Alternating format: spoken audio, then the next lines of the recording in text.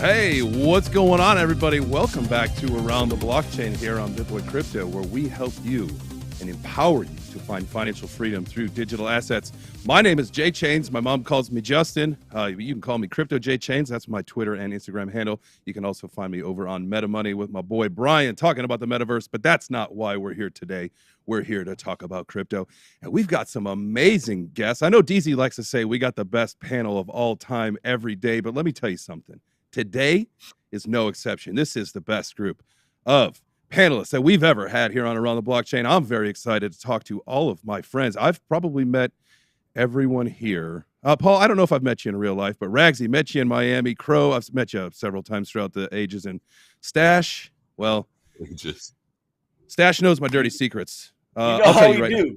Yeah. I proofread the white paper for Satoshi. Maybe whiskey and secrets. Yes, absolutely. All right, well, we're going to have a great show today. We are going to be talking about ETH hitting 50K, and that's not dollars, that's validators.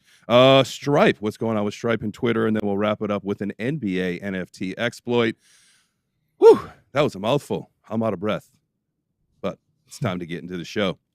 If this is your first time watching, you guys will notice that everybody's got a little score down in the bottom corner of their box. If you are in the live chat and you like what they're saying, hit a +1.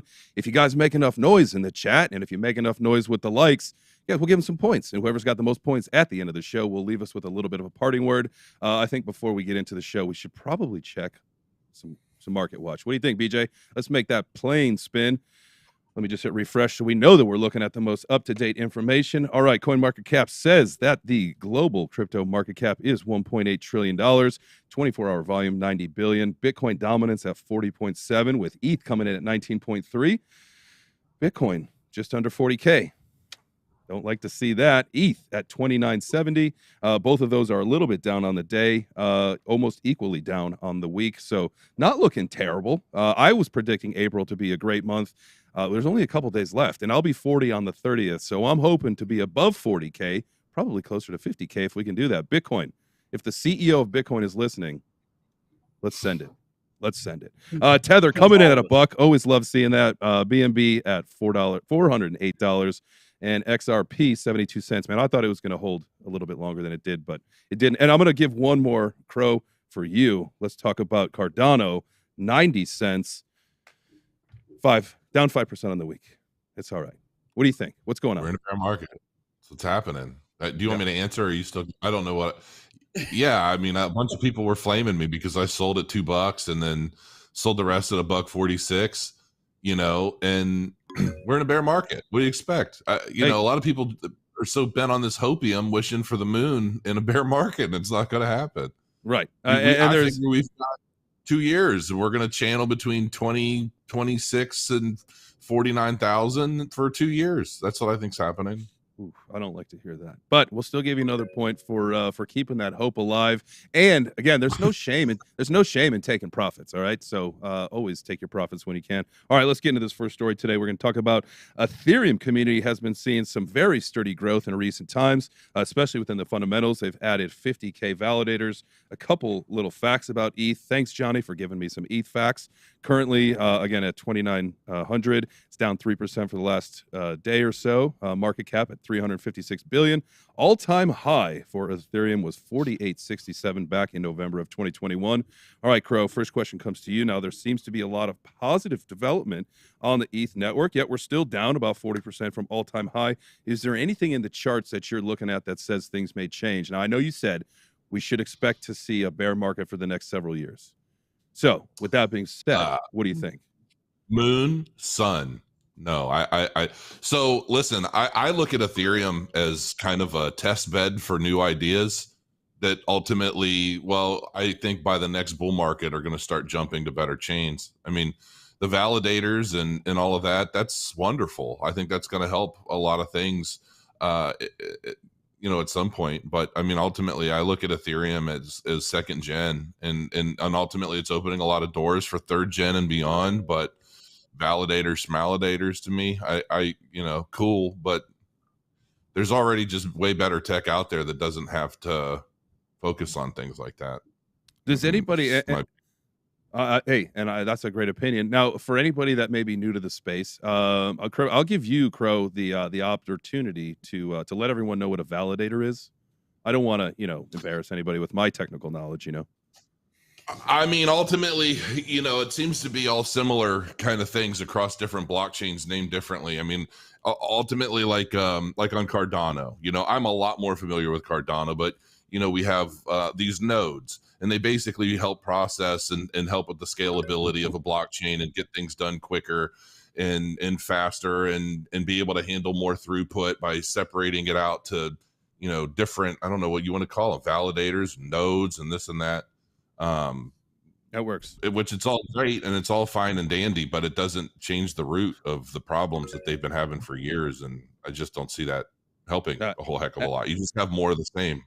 Yes, I agree with you wholeheartedly there. All right, Paul, next question coming to you now. When the merge finally happens, will the layer 2 suffer, or do you think we'll see the rising of all other boats scenario play out? And that's the the expression, a rising tide floats all boats. So yeah, first of all, let me address something. Yes, they're going to lose market share, as Crypto Crow was saying earlier on, to other projects, but they're going to win a lot of that market share back. Now, that said, I think it's going to raise all boats. Why? Because although it will take back market share, it's a positive sign for crypto, and new money will start coming in, new bullishness, new positiveness will start coming back into the markets. In my opinion, as long as we get into, or we are into, a bull market at that time, it's not going to be a non-event, but generally it's going to reflect that. Now, it's going to give sort of confidence to the market, in my opinion, and I think we're going to have a rise in the market. Another thing, Ethereum has been established by establishing itself as an opposition to Bitcoin. Not so much as their enemies, but I think that Bitcoin has established itself as king of proof of work. But Ethereum, I think it's establishing itself as king of proof of stake. And I think a lot of these arguments between proof of stake, proof of work, I think Ethereum is going to get a lot because of that, especially when they're talking about banning proof of work and doing a whole bunch of things to those. So yeah, I think it's going to raise the markets in general. I think it's going to be positive for the whole markets. I don't think Ethereum is going anywhere. I think it's going to remain second place for a while. But yes, of course, there is better tech out there, but better tech doesn't always mean better price. No, absolutely. I agree with you on that. But my question to you then is, you say, ETH is the number 2 to the king, which is Bitcoin. Obviously, we all think that at some point, or I think maybe most of us think at some point, that there will be. It's an opposition. It's an opposition to Bitcoin. You have it. So if there is such a thing as diversity in crypto, because there is no such thing as diversity in crypto. If you try to diversify in crypto and you buy in crypto, you're not diversified. Diversifying would be buying crypto and buying gold, for example, or get into stock markets. That's diversification. By the same, of course, means if you diversify in the stock market, a lot of people don't diversify. They think they're diversifying, but they're all buying tech stocks. That's not diversification. And there's an argument to be made about more to that. But you can say that if there is any diversification in crypto, a diversification would be Bitcoin and Ethereum, two opposing technologies, two different sort of proof systems. And if you notice, different people, you get a lot more Ethereum maximalists and Bitcoin maximalists and other maximalists and other coins, if that makes sense. At least that's what the feel I'm getting. Yeah, absolutely. So thank you for that. And I do have some more follow-up questions, but I would like to get Ragzy and Stache some opportunities to speak, because we're 10 minutes in and I haven't heard anything other than a "what's up, suckers" from Stache and Ragzy before we went on air. So Ragzy, next question comes to you. Now, Ethereum has the biggest NFT market by far. We all know that. Why has it been so successful, even with all of the issues that it's had, especially with some of the issues that maybe we see on OpenSea with the bad business practices by employees, the centralization of the whole ecosystem by nature? Is the platform or the notoriety of the people dropping the projects on ETH, and do you see that changing anytime soon? Well, because the NFT market started with degens, and just quite frankly, like, we don't care. Like, at the end of the day, it might not have mass appeal, but that's like the honest answer, you know. And the most popular projects that really popped off with Ethereum, you know, people forget this. It was really CryptoKitties was first, and that was Ethereum. That was the hottest one. You know, you hear people freaking out over the CryptoPunks selling for like $1 million. The CryptoKitties were selling for millions of dollars back in like 2017. It just didn't get the marketing like as the other ones. I think maybe CryptoPunks because it was the first one to really pop during this bull market, and that's what got the attention. So that's why people are so like fixated on ETH NFTs, because if you were invested in NFTs back in 2017 on ETH, I mean, some of these degens have like $100 million NFT portfolios. So that's where like the obsession comes from. Whereas like maybe these new platforms, you know, are coming out with their own NFTs and everything else, and that's great. But I guess like Ethereum kind of has the advantage of first mover. So, you know, all these people were invested in those historical NFTs and some of those early NFTs. I mean, they just made a ton of money, you know, off of them. So that's the fascination. I think that's where the allure is. And, you know, a lot of people, if they were invested in NFTs back then, a lot of these guys and, you know, and women, they're software people, you know, they're techie, you know, that stereotypical type. So I don't think they're quite bothered by all the issues Ethereum has been having. It's more of like, I think it's more of an investment play than anything else. They're invested in it early, and it's working for the people who were early in NFTs. Yeah. Now you had mentioned something about the CryptoKitties, and for me, like I was not interested in NFTs. At that point, you know, it was all about crypto for me, and I thought like, you know, CryptoKitties was going to ruin ETH. I mean, it clogged up the network. You know, it caused a lot of issues. And I'm like, for what? These pictures look stupid. Like, who would like any of this? And obviously, you know, story has changed, and you know, NFTs are going to be more than just JPEGs moving forward. But do you think that, you know, that maybe the bad attention that it got because it clogged up the network so bad is what really kind of set the tone off wrong with NFTs on Ethereum? I don't think so. I don't think it's the wrong time. I mean, at the end of the day, people have to remember the harder things are to get, people want it more, no matter what it is. Ethereum's a pain in the ass. That's amazing. Like people are gonna want it even more. That's why you see like why like it's so much easier over here. No, there's still that little thing, you know, in our human nature. If it's so hard to get and it's such a pain, there's just like this, you know, explosion when you actually finally get it of happiness and endorphins. I think it's like, you know, trading NFTs really pumps your adrenaline sometimes. I think it's, you know, quite addicting. And I think there is an allure around the fact that it is difficult and there is gas fees and the chaos. I think it actually like adds to the value of the NFTs in a really like ironic way.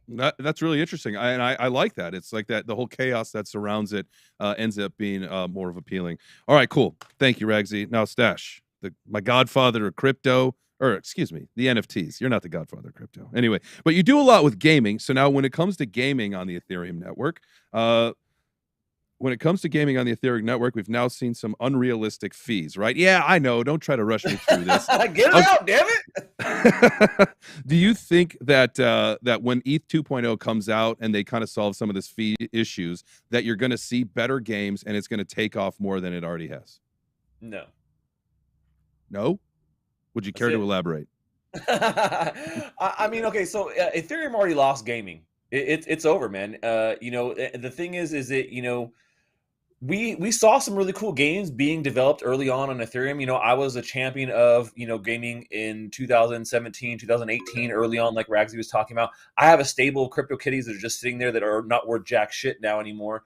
But I also have a stable of NFTs from some of these early Ethereum-based games that have also essentially, a lot of them have been abandoned because they simply could not afford to continue to build on the network, because the models they built around with these games, you can't transact. It doesn't work for it, right? So when we say, okay, well then when ETH 2.0 comes, is everyone going to flood back into Ethereum?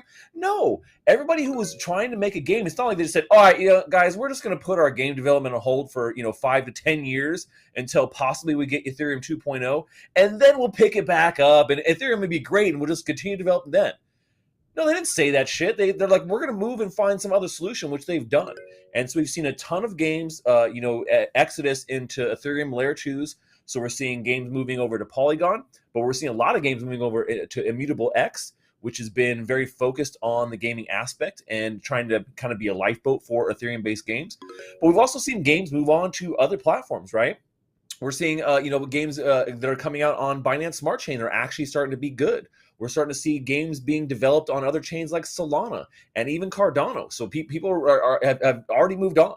They're already looking for other solutions. Wax has already been an amazing solution for gaming, and it has none of the problems that Ethereum has right now. So are these games going to wait until Ethereum is usable and 2.0 is here and then they're just going to jump back in? No. Maybe some new games at that time might use it, but I think they've already lost that advantage. When we talk about that first mover advantage that Ethereum already had with a lot of things, it'll work for, doing these PFP collections and a 10K Ethereum because you don't have to do anything. You just buy it, you mint it, that's it. And then maybe you're selling it back and forth. But with games, we need a lot more throughput, and Ethereum simply cannot handle that. And game developers are not going to wait around for E2.0 to come whenever it comes. That's the damn eternal carrot that's been dangling over our damn head here for years. And it's great that we have some more validators here on the Beacon chain. But once again, it's still going to be probably years away until we see it. So no, I don't think I think gaming is dead on Ethereum. I think that if you're still doing a game on Ethereum, it's not going to last, and you're eventually going to move over to a Polygon or Immutable, and that's what we're already seeing. We're seeing big games that have been doing that. Sandbox is going over to Polygon. Yeah, it's one of the last big ones that's on Ethereum, and anything else is just not going to make it. Paul, did you have something to say there? Oh yeah, we're actually building a game on Ethereum. I know. I told you, man. You got to get off that shit. Get it on Polygon, man. Yeah, well, we are. It's an easy port to Polygon. It's not that bad. I'll say two things. I'll say two things, and crypto Stache is going to like this. So the one thing is, okay, first of all, I don't think Ethereum's going anywhere. I don't think they lost the gaming industry. What I do think is going to happen is that each blockchain is going to get their own little niche. So it's just going to be how they're going to market their blockchain and get their niche. I don't know if it's going to be racing games versus reality games. I don't know if it's going to be metaverse versus something else, but I'm pretty sure that at least a couple are going to get their own niche. And it's usually what tends to happen. And there's the first mover advantage. There's also the late advantage when other people go forward. Believe me, Ethereum's going to find something if they know what they're doing. They're going to find something to niche into and to bring back and to get back market share. Maybe not all the market share, but they will get back market share. That said, we are using some things on Polygon, so my developers know more about that. But yes, so I of course there are implications. There's a lot of things that can be done a lot easier on layer 2 solutions right now, such as Polygon. We looked at Solana. We went with Polygon, but yeah, I agree. I disagree. Agree. We agree to disagree. I love it. Thank you, Paul, for the wise words there. All right, let's move on to the next topic. We are going to be talking about let's see, Stripe's going to offer crypto payments within the Twitter ecosystem. Twitter and Stripe announced the rollout of crypto payments for the Stripe Connect users who earn more income through social media sites' premium products. Stripe is, in case you didn't know, Stripe is a payment service provider that allows business owners to be able to accept dozens of payment methods like credit cards and pay later services. And I guess a select group of Twitter creators will soon be able to receive their revenue generated through like the ticketed spaces and some of the other monetization options through Twitter. Crow, first question to you. With all of the news that's surrounding Twitter, and they've been in the news a lot lately, especially with this Elon Musk thing, do you think that this is an investment opportunity, or is it just too much to even pay attention to? Do I think Twitter is a good investment opportunity? Yeah, I guess yes, that's the question. So I'll say this. Well, I'm not a licensed financial advisor. I don't know what the hell I'm talking about. I'm just some old guy in the interwebs. But, if there has been a stock that I've been actually considering getting into lately, it has been Twitter, but only if Elon were to take control of it. And the reason is because I'm not, politics aside, I'm more of a free thinker. I like to be able to speak my mind and not worry about getting punched in the mouth every time I do. I feel like we're evolving into this society where you can't say fart without it offending somebody that can't. I don't know. Like it's just getting so beyond ridiculous that, any opinion is going to offend somebody somewhere. I mean, let's just face the facts.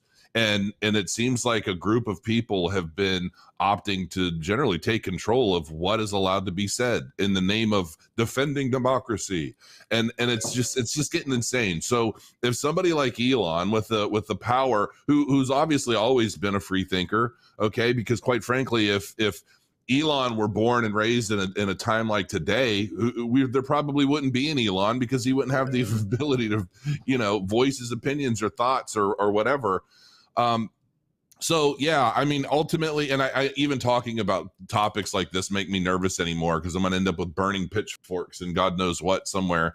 But yeah, I mean, if he were to take over and it were opened up to be able, where everybody's able to speak their minds once again without worried about losing their livelihood, worried about losing their everything, ultimately, yeah, I would find that platform to be worthwhile. Now, regardless of what Elon does with Twitter, if he were to take over, quite frankly, I want to see social media on the blockchain, and I want to see social media taken to, we talk about Bitcoin and then Ethereum, kind of, adding smart contracts, all these generations of technology. Well, social media overall needs to grow up to the times as well. I just don't want to see it monetized by the CBDC token, because I want to be able to say fart on a tweet and not worry about them taking my CBDC tokens away. Like, I just, yeah, I mean, as a stock, yeah, it might be something I'd be looking into getting into if it were taken over and, freedom were to reign once again. But as of right now, I'm not touching it, because it just, yeah. What if instead of a stock, what if it became tokenized? And you could, I don't. First of all, there'd be no point to that. There'd be unless it were on a blockchain and every tweet were stored on the blockchain, and every, at that point it would cost everybody to use Twitter, right? Because who's going to eat the transaction costs associated with posting something to that blockchain? Which blockchain would they use? If it's not Cardano, I don't much care. Personally, that's just kind of where I'm at with it. There's just no reason to put Twitter on the blockchain right now. There needs to be a new infrastructure established for freedom of speech on social media, on a new blockchain that's adopted by people that understand it initially, and then grow outward from there. That's just the way I see it. I mean, there's no reason to put Twitter on the blockchain right now. I think it's too late. There's too many users. There's too much data. There's too much going on. It would need to grow a little more organically from start to finish, I think, to be able to function the way I think Twitter does. I like that. That's a great perspective, man. Because I thought, the whole thing with Elon talking about, we're going to bring it, onto the blockchain. We're going to make it Web3 compatible or ready for it. I kind of thought like, hey, this is its opportunity. But what you just said makes a ton of sense. I mean, it would have to be something that's developed or, started with that in mind, and then build the platform out from there. So good perspective. I appreciate you, Crow. There's an extra point for you. All right. Next question, Stache. Now, it seems to be that implementing ETH-based products to start with, who's the most likely candidate to make it onto the platform? I'm having a hard time understanding the question I just asked you. Me too. Yeah, Wait, thanks, what? Johnny. Johnny, what does this even mean? It seems to be implementing ETH-based products to start with, who's the most likely candidate to make it onto the platform? Now, again, that's an interesting question. Can you make anything out of it? So maybe what we're going with here is if they're starting off to using like Polygon, right, which they're doing, which I think this is a pretty big, actually this is pretty big news. I would really say, because Stripe discontinued taking crypto payments in 2018, and they used to be like one of the things I was like, man, this is great. I use Stripe for a ton of stuff in my development company, and I love the fact that they were offering that, and then they're like, all right, we're taking it away. But now that they're coming back and they're going to be using Polygon and integrating it here with Twitter first for payments, I think that's great. Now, what's going to be next? I think outside of an Ethereum-based token, what would be the next cryptocurrency that Stripe would then start accepting and maybe integrating into a platform like Twitter? I mean, that's a great question. Obviously, outside of like these stable coins, which I think make the most sense for something like this, right? When you talk about payments going out and looking at what some of these other decentralized social media platforms have been doing the last 5 or 6 years, because there are a bunch out there. You know, it's not like there are no social media platforms that are not decentralized and use crypto and you get tips and things like that, because there's a bunch of them. They're just not super popular, but I think that, you know, we could definitely see, you know, Stripe rolling out and using another one of the top 10 cryptocurrencies. I could easily see it being something like a Luna or a Cardano or Solana or maybe even Avalanche or Polkadot. I could definitely see some of those coming into the equation here and being something that that they're, you know, offering. And then they could just they could be like a Coinbase left field toss and be like, oh, we're going to add Civic. What? Why? So who knows? But Stripe obviously is a lot more conservative. You know what I'm saying? Like they're a lot more conservative about adding things. So I would say it would probably be a top 10 coin, and they're not going to go with a shit coin like Coinbase just tends to just add some shit coins every once in a while. I don't get it. Yeah, no, I agree there. All right, Ragzy, next one coming to you now. Again, we're talking about crypto payments coming to Twitter, especially with Stripe. Like Stache said, it will occur through the Polygon Layer 2 blockchain. They're going to be opening it up to more countries as time goes on. Various wallets, including Rainbow, Wallet Connect, Coinbase Wallet, MetaMask, are all going to be compatible. That being said, do you think that the approach to being able to take payments in like this in a much broader way than they do right now is a good way to attract new talent onto the platform? Or is there a better way, or is this really not a big deal at all? No, I think it's a great idea, because it's gonna, especially for people who use social media a lot and have audiences, it's gonna be easier to get, like, whatever you want to call it, tips or payment or whatever, because there's going to be so many options. So, you know, I'm all for it. And I think it'll just, yeah, and I think there'll be like more options added, you know, and you know, who's to say what the most popular options will be? You know, it's great news for Polygon, based on the article. Great news for Polygon, but you know, I think they'll have more, and I think it's better just for social media. Like, you already see some of these apps like TikTok. You know, I'm big on TikTok. They have like their own little like currency, like you buy with, you know, dollars or whatever your currency is for these like tokens, and you can like tip people in tokens and roses and all these things through the app. So I think it's just, you know, a more like liquidable, you know, I don't know the word, like better way payment system than I've seen like some of these other apps already using, because it's cryptocurrency and you can like send that to your wallet and spend it or cash it out, whatever, much easier. So I actually think a lot of different social media platforms will gravitate toward maybe this like crypto payment system, not just Twitter. Very cool. So, all right, and just so you know, our MetaMoney TikTok, we have less than 1,000 followers on there. We are still trying to build it up so we can go live, engage with more people. So, if you're not following our TikTok, please do that. But that's not the shill here. The question to you, Ragzy, is now you can, like you said, you can buy the roses and the tokens and all this stuff on TikTok. Because I don't know, can you take that and then turn that into actual dollars? Or is it all just in the platform that you can then, hey, someone sent me some roses, now I can send them roses? Or can you cash it out?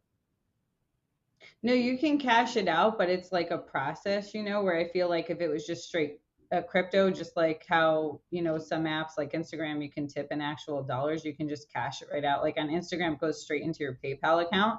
So, and I just feel like it's more, you know, there'll be more options for people in different countries and different regions. It'll just make it easier to kind of like exchange money if you have like a more of a global audience. Like, obviously I work with Lego. I'm a Lego artist. I have a very, very global audience, right? That's not necessarily primarily in the United States. So for somebody like me, you know, maybe I'm making a piece of content, maybe I'm doing a TikTok live, Twitter live, whatever. It might be easier for my audience if they wanted to give me a gift or something that's not expected, but it makes it easier for them to pay the more options that are available, because a lot of countries are already using crypto to exchange payments, and it just makes it run a lot smoother. So I'm all for like the dancing, you know, tipping and the dancing panda bears and all those fun things they do have on TikTok. They're very fun to receive. So we'll give it that. Maybe we'll get there one day if we get enough followers on our TikTok. Especially if it's not a stable crypto and it's actually cryptocurrency that can go up in value, that can help a creator plus people holding the actual cryptocurrency as well. That would be actually awesome. Yeah. Well, okay. So, Paul, the next question to you then is, all right. So we saw that Meta, they're going to be rewarding their creators, but the fees that are going to be coming out are going to be insane. Do you think Twitter's going to take that out of their playbook in order to put a little bit more money in their pocket, or do you think they're going to reward the creators a little bit more? That's just pure speculation at this point. Let me answer Absolutely. that question. Give me a second. So, what You're was the first option? You're gonna ask an 8-ball? What was the first option? The second option? do you the think? 8-ball. Yeah, just ask the 8-ball. Are the TikTok creators going to make more or less than the Meta creators? Less. Ooh, sorry about that. So, but so you're right. there's It's a three speculation. So I'll do something else because that wasn't a really good answer. I try to be funny about it, but I'll say something that's really interesting. There's three sides to a coin, pun intended. There's the heads, there's the tails, and there's the edge.